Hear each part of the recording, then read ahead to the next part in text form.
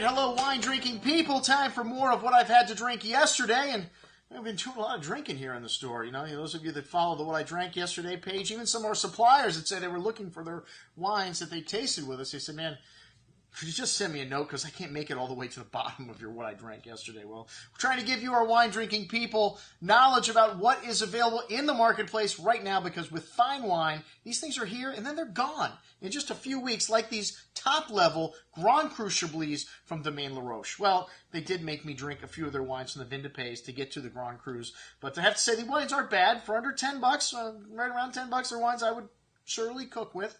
They're very clean.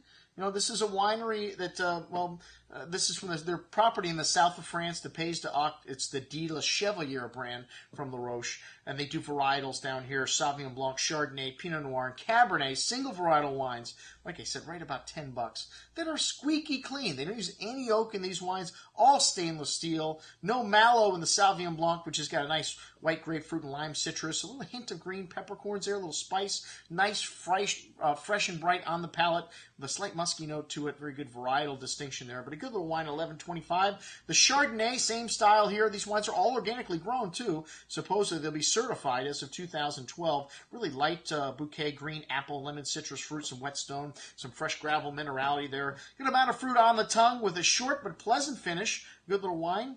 And then the Pinot Noir, really light and fruity style of Pinot Noir. This is what you get from Pinot Noir in the under $15 price range from most places. Raspberry, strawberry fruit with a touch of earth. A little light and soft tannins on the palates. Short but pleasant finish. Another good little wine at $13.50, a few dollars more. And then the Cabernet. You know, all four of these varietals, do they grow in the same place?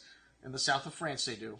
And this is 100% varietal. It's made from the same way as the other wines. You get a slight vegetal note to this wine, to the red currant and berry fruit, and some fresh earth, a little bell pepper and herbs. Some dark peppery spice to the red currant and plum fruit on the tongue. Silky smooth tannins, a real crowd pleaser style, $11.25. Like I said, I'd call these cooking wines in my house. The Laroche Bourgogne Chardonnay from the Mayconnaise. This wine's made from purchased fruit. No oak here as well. These guys are putting the oak companies out of business here. I heard the oak business is down 20%. There's a lot of people lightening up on the oak, and everything's in screw cap in this portfolio, even the Grand Crus, which I love the screw cap as a merchant.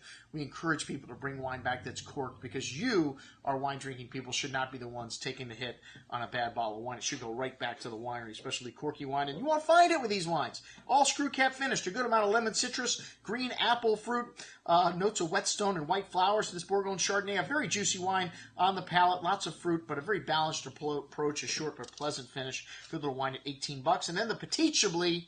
Why the hell would anyone buy Petit Chablis? I don't know, because you can buy Chablis for just about the same price. Petit Chablis, the difference is it's not on this Kimmeridgian soil, it's on Portlandian soil. And, you know, like I said, just a few dollars less to me. Pay the few bucks more, trade up to the Chablis, the St. Martin, a much better wine in my opinion. But this wine's light, it's got some lime citrus and stone kind of minerality, green peppercorn kind of notes, very bright and fresh, that green apple and lemon citrus fruit, like briny note to the finish. A bit tart on the second day, $20.25.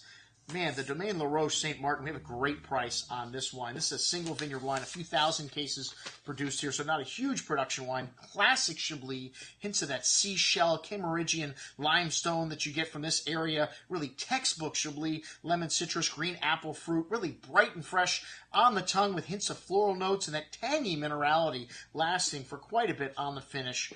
Really nice complexity here for a village wine. Very good stuff.